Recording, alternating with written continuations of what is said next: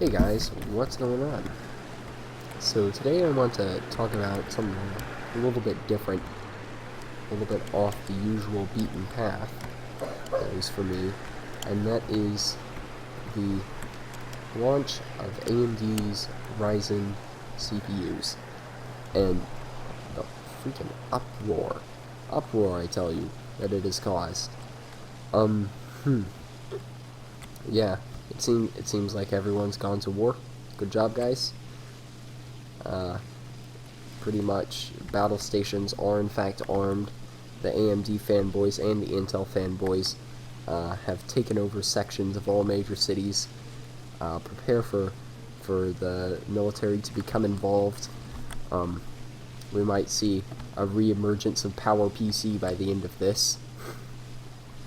All jokes, of course, but it's a little bit over the top. So I'm going to present what I think are the irrefutable facts of the AMD Ryzen launch, the new CPUs they've launched, which so far, as of right now, are only the 8-core CPUs. We will see what happens with 6-core and 4-core AMD CPUs in the future, but well, my hopes aren't particularly high, and I'll explain that. My hopes are not particularly high, and I will explain that in a minute. Yeah, excuse me, I'm a little bit sick right now, so if I randomly, oh, well, yeah, I'm not the only one, but if I randomly, just start dying of lung-related osteoporosis, that's why. Alright, now, let's get into the discussion. So, AMD's new Ryzen CPUs, if you live under a rock or don't particularly care what's inside your computer, latter probably more likely. Not many people live under rocks anymore, but the new Ryzen CPUs, pretty much AMD has done jack squat in the CPU market for about 5 or 6 years now. I mean, they've released new CPUs and all, but I mean, they haven't innovated. They haven't. I don't want to use that word, innovated. I guess it's alright. They haven't made a new processor, a really good processor, in quite a while. In fact, even when their last set of processors came out in 2006, they started out bad and they stayed bad. They tried to improve it, it didn't help. But recently, a couple days ago, maybe a week ago, that AMD launched Ryzen, and Ryzen is great because they finally taken back their honor as AMD. They've come back to the forefront of technology with a CPU that is by far better than what Intel was offering for the same market segment right now, or is offering for the same market segment right now. Note that I say same market segment. Alright? The reason for all the tissy is that people are arguing whether or not CPUs actually, and when I say CPU, the CPUs, Ryzen, the architecture, is any good for gaming. And, well, it is. It's perfectly fine for gaming. But it's not the best. Yep. Alright, yep. Thank you for that comment. I will take it to heart. But, it's not the best, guys.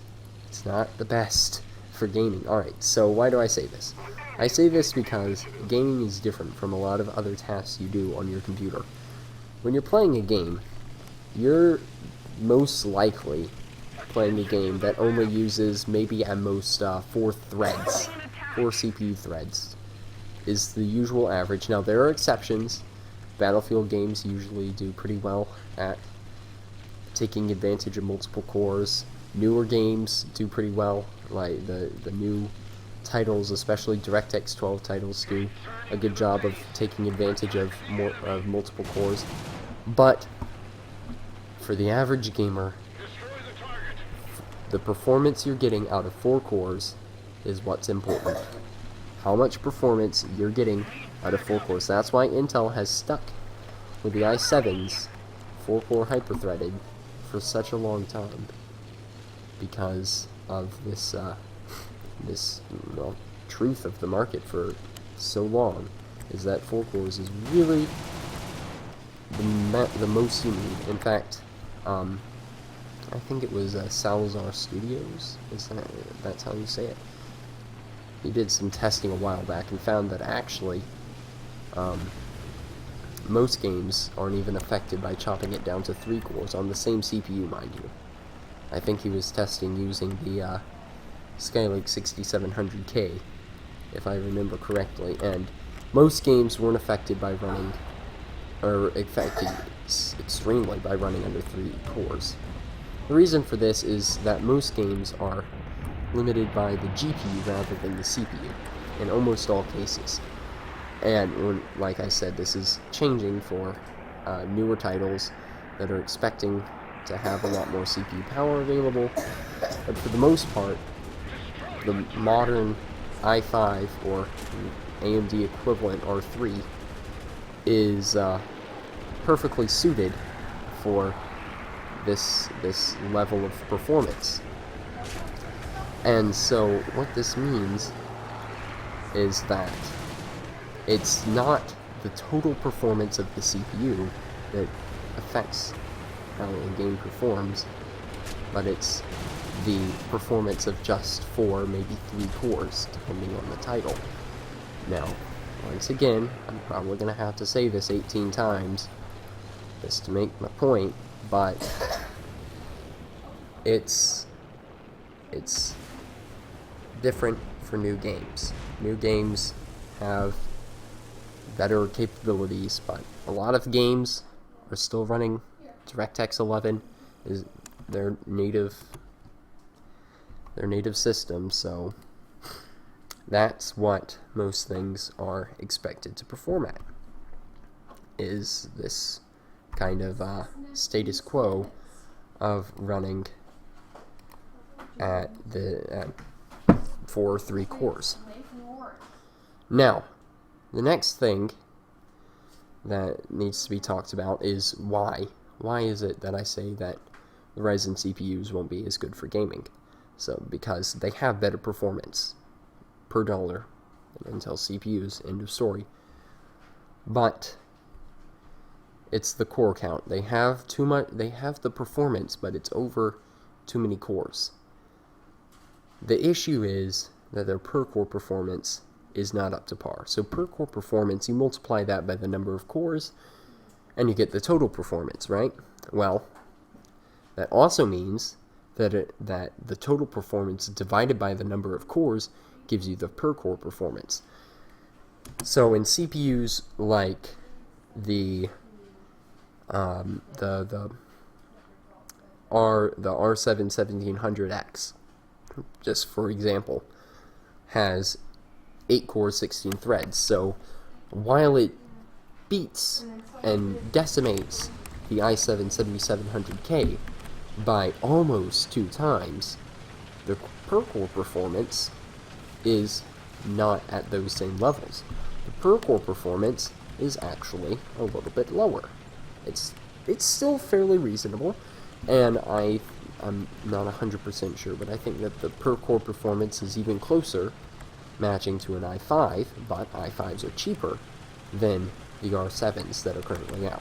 So, I think that AMD has missed a large portion of the market by not having a processor that will directly beat out the 7700K.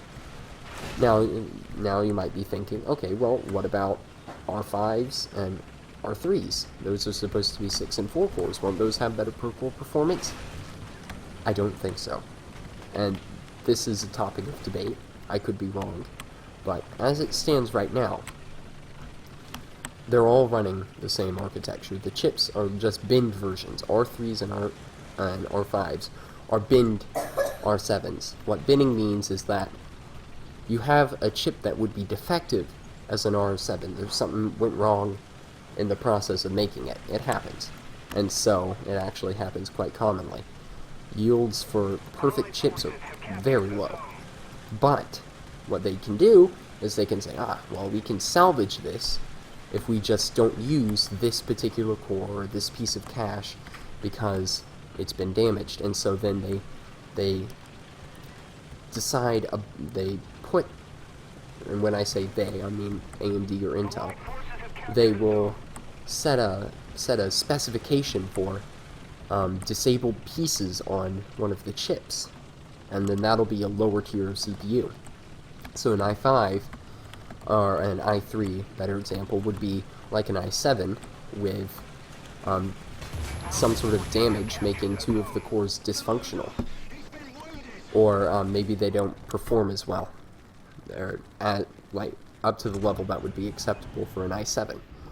Maybe they put off too much heat or something, so they're disabled, and then the i3 has just those two cores. But it's sold at a cheaper price because it would just end up going in the trash, except now it's been binned and is being used as an i3. So it's pretty much just extra profit to scrape off the top. It kind of equalizes it. It drops the price of the high-end chips down, and it provides products underneath the highest end chips. So it's a healthy practice. But what this means for Ryzen is that the Ryzen chips are just going to be cut down, binned versions of the R3s and R5s are going to be cut down, binned versions of the R7s. Now, you might start having the inklings of an idea here. Okay, so they're cut down, their bin versions, but might they also run at faster speeds? Well, that is a good point. And that's the place where there's contention right now, is if they're able to get faster speeds out of them because they have lower TDPs on the chip itself because there's cores and cache and whatnot disabled, they might be able to get the chips to run at higher speeds.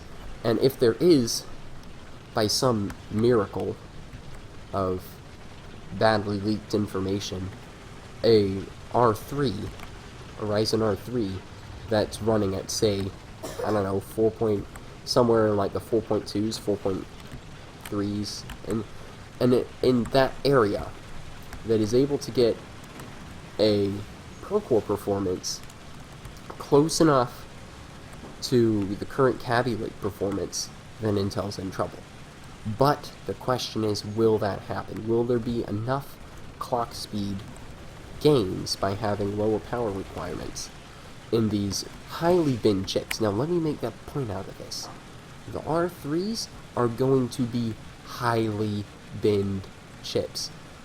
There's going to be a lot wrong with these, and they're going to be cut down in quite extreme ways because AMD doesn't want to get rid of them. But I think another problem they're going to face, or AMD doesn't get enough of them. My apologies. AMD does not get enough of them, and so because it'll be quite rare to get enough defects on the chip to actually make an R3 actual chip. So what they might end up having to do is to artificially fuse parts of the chip that would normally be working fine just to sell chips at that range.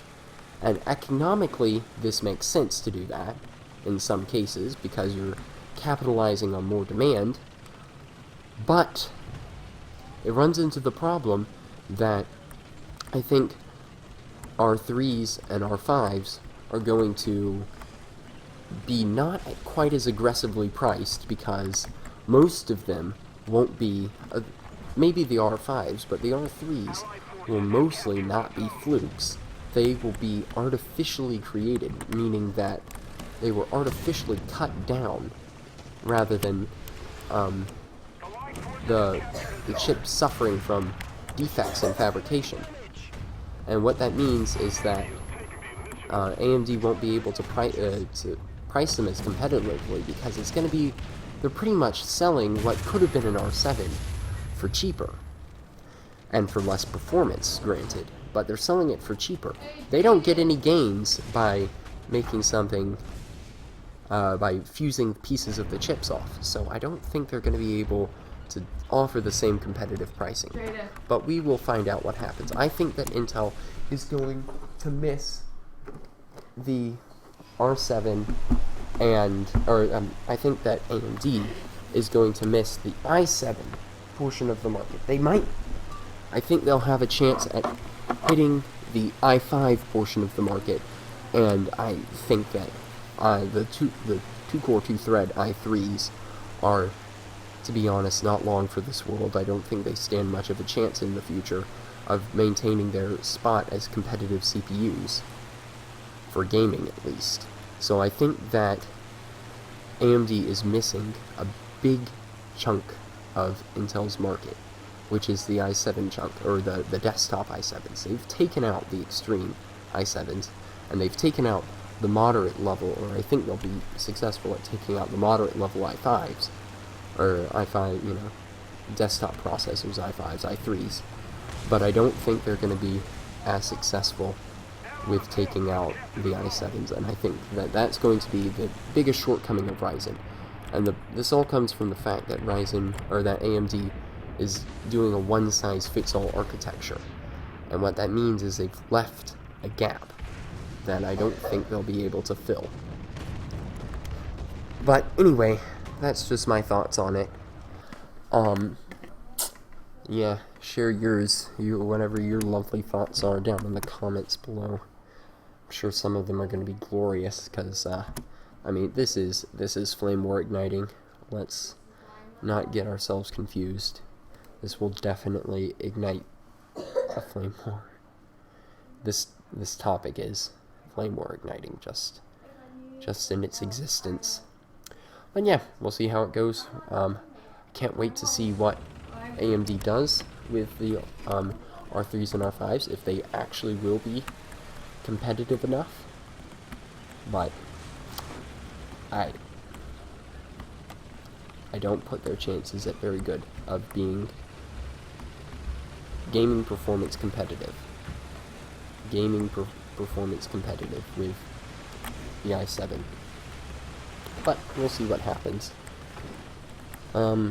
Yeah. Honestly, I'm just happy AMD's done this, because they're gonna scare the shit out of Intel. We might actually get, what's that? New groundbreaking CPUs pretty soon. Ooh, man, that would be a dream come true, because no matter what happens, no matter what side of the table you're on, Ryzen's good. Ryzen's good. Ryzen is a good thing to have happened. I'm very happy that it did. I wish that it could have been more effective at scaring Intel. I wish it could have threatened every single piece of that market share, but you can't have everything. You can't have everything, but Ryzen has a lot to offer, and I think that 2017 is going to be a pretty good year for building gaming computers, because of the actions of AMD. And that's not just on the CPU front as well. They're putting up a good run on NVIDIA as well. So yeah, it's going to be a good year because of AMD. I mean, you don't have to be someone who's going to buy an AMD product to feel the benefits of this, because price drops. The 1080, when the 1080 Ti launched, NVIDIA dropped the price of the 1080, and I think the reason they did that is because they're scared of Vega. Just a thought, just something to put out there, but I think it very well could be the case. So yeah, 2017 is going to be a very interesting year. So to leave you guys off with a little thought, don't what's the word I want to use? Don't be belligerent towards someone for having an opinion about a CPU. You'd think you wouldn't have to say that, but the state of the world, countries act like 7-year-olds. What are people supposed to act like? Anyway, that's a little bit pessimistic right there. Pessimistic worldview, but sometimes it's true. the way they like to fight over their toys and stuff. Have you ever seen it? If you're a lighthearted individual, it's kind of funny. But yeah, be thankful to AMD for doing this, because they will make your life better, whether you buy an AMD CPU or not. Intel's gonna get off their ass, and I think that's good for everyone. Well, thank you guys for watching, and have a good one.